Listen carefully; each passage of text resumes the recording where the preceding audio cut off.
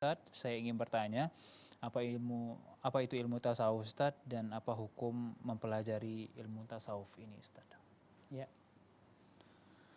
ilmu tasawuf ini sebenarnya tidak dikenal di zaman Rasulullah. Jadi di tiga zaman yang disebutkan oleh Rasulullah dalam hadis itu tidak ada ya istilah ilmu tasawuf di zaman Nabi, sahabat, tabi'in, ya, kemudian di zaman tabi'in itu nggak dikenal, nggak ada yang istilahnya itu namanya ilmu tasawuf.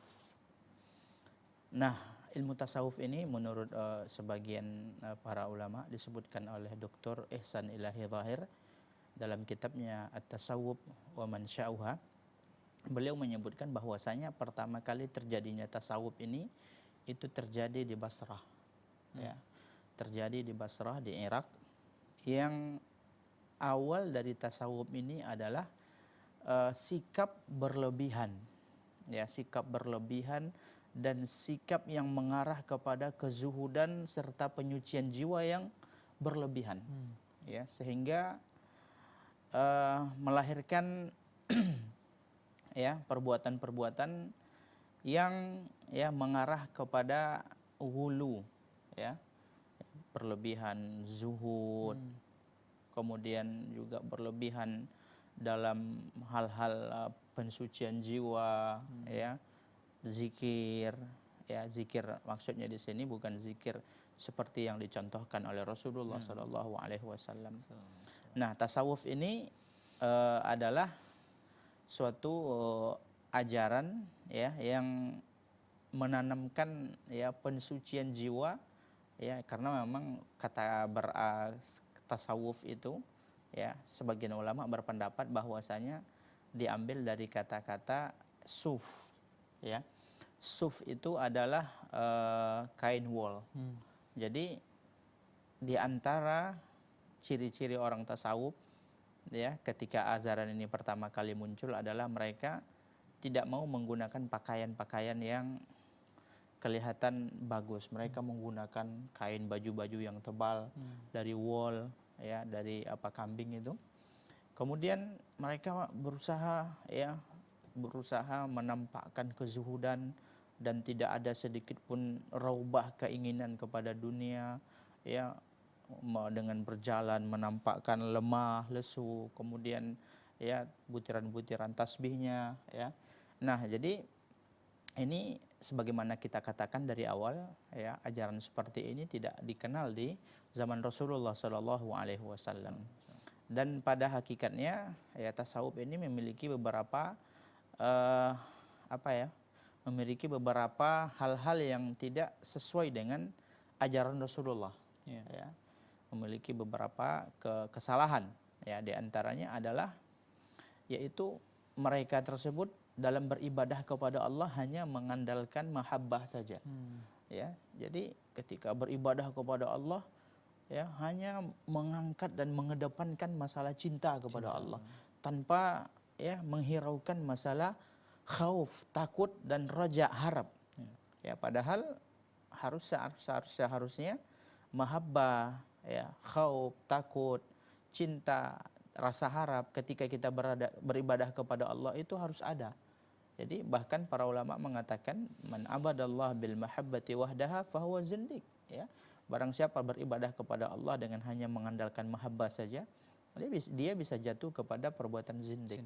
Ya, ini sangat berbahaya sekali. Makanya Ibnu Qayyim memberikan ya dalam kitab Madarijus Salikin, beliau menyebutkan bahwasanya seorang mukmin ketika dia berjalan menuju Allah itu bagaikan seekor burung yang terbang, ya.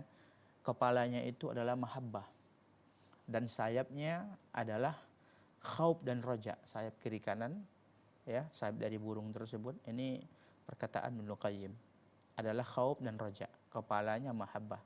Ketika hanya ada mahabbah saja, tidak ada rasa harap, kita tidak ada rasa takut kepada Allah, maka ini ya akan membuat dia terjatuh dan akan membuat dia terpeleset dari jalan kebenaran.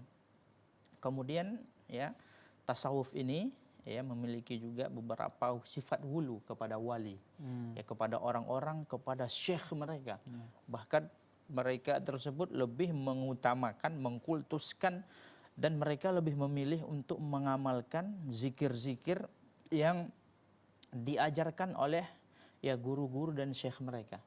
Ya, mengamalkan zikir 1000 kali begini, kemudian ya banyak penyimpangan-penyimpangan yang terjadi dalam ajaran tasawuf ini ya ketika beribadah kepada Allah. Belum lagi nanti dengan suluknya, yaitu mungkin kita kenal di kampung-kampung itu beribadah dalam kelambu, ya berzikir sekian ribu yang tidak ada dalil dan contohnya dari Rasulullah SAW.